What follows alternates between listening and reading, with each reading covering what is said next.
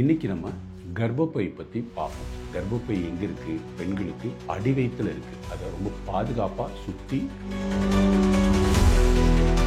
கர்ப்பப்பை வந்து ஒரு பெண்ணோட கை எவ்வளோ இருக்கோ இந்த சைஸ் தான் இருக்கும். அது கீழே வந்து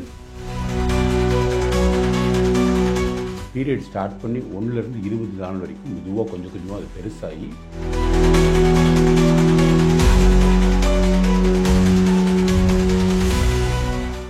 நான் ஒரு மகப்பேறு மருத்துவர். என் பேர் டாக்டர் ராஜசேகர். பீவல் அம்பத்தூரில் institute of obstetrics and gynaecology அதுக்கு தலைமை தாங்குறேன். இன்றைக்கி நம்ம கர்ப்பப்பை பற்றி பார்ப்போம்.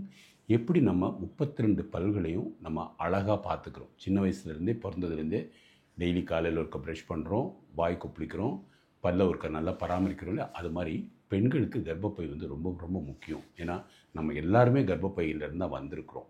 ஸோ கர்ப்பப்பை எங்கே இருக்குது? பெண்களுக்கு அடிவயிற்றில் இருக்குது. அதை ரொம்ப பாதுகாப்பாக சுற்றி 6 எலும்பு சுற்றி இருக்கும், அதுக்கு நடுவில் இருக்கும். ஸோ ரொம்ப பாதுகாப்பாக இருக்கனால கர்ப்பப்பைக்கு எந்த பிரச்சனையும் வரக்கூடாதுங்கிறது தான் இறைவன் செயல்னு சொல்லலாம், இல்லை இயற்கையோட அமைப்புன்னு சொல்லலாம். ஸோ கர்ப்பப்பை பற்றி பார்ப்போமா? கர்ப்பப்பை வந்து ஒரு பெண்ணோட கை எவ்வளோ இருக்கோ இந்த சைஸ் தான் இருக்கும். அது கீழே வந்து கர்ப்பப்பையோட வாய் இருக்கும். கர்ப்பப்பை வாய் வந்து அது வேற, இது கர்ப்பப்பை வேற. நம்ம இன்றைக்கி கர்ப்பப்பை பற்றி தான் பார்க்க போகிறோம். கர்ப்பப்பை வாய் பற்றி அடுத்த வீடியோவில் பார்ப்போம்.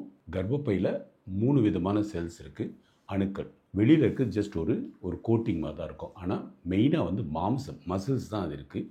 அதுக்குள்ளார வெல்வெட் மாதிரி பீரியட் ஸ்டார்ட் பண்ணி 1லேருந்து 20 நாள் வரைக்கும் மெதுவாக கொஞ்சம் கொஞ்சமாக அது பெருசாகி அதில் குழந்தை ஒன்றும் தங்கலை அப்படின்னா அது அப்படியே மாதவிடாயாக வெளியில் போயிடும். ஸோ மாதவிடாய் வெளியில் போகும்போது அந்த எல்லா அணுக்களுமே வெளியில் போயிடும். திருப்பி புதுசாக அடுத்த பீரியட்ஸில் உண்டாகும். ஸோ இது எப்படி இதுவாகுதுன்னா, பெண்களுக்குள்ள ஹார்மோன்ஸ் 2-3 முக்கியமான ஹார்மோன் ஓவரியிலிருந்து தான் மெயினாக வரும். அதை பற்றி அடுத்த வீடியோவில் பார்ப்போம். ஸோ இந்த ஹார்மோனில் எந்த பிரச்சனை இருந்தாலும், ஸ்ட்ரெஸ் அதிகம் இருந்தாலோ, மன அழுத்தம் அதிகம் இருந்தாலோ, இல்லை உணவு நம்ம அதிகம் சாப்பிட்டாலோ, இல்லை கிருமிகள் ஏதாவது பாதித்தாலோ, இல்லை உடல் உறுப்பு திடீர்னு வெயிட் கூட போடுறீங்கனாலும் அந்த கர்ப்பப்பை வந்து அதில் பாதிப்படையும், மெயினாக அந்த ஹார்மோன்ஸ்னால்.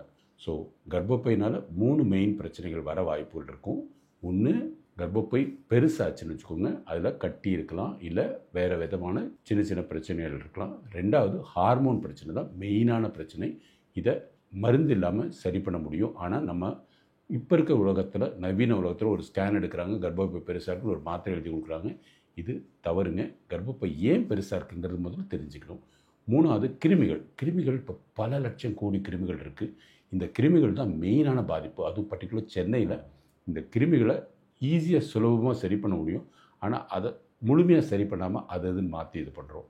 ஸோ இன்ஃபெக்ஷன், ஹார்மோன், மற்றபடி இண்டிவிஜுவலாகவே பாடியில் பெருசாக இருக்க வாய்ப்பு இருக்கும். இந்த 3ஐயும் நம்ம சரி பண்ணோன்னா கர்ப்பப்பையை தெளிவாக தெரிஞ்சுக்கலாம்.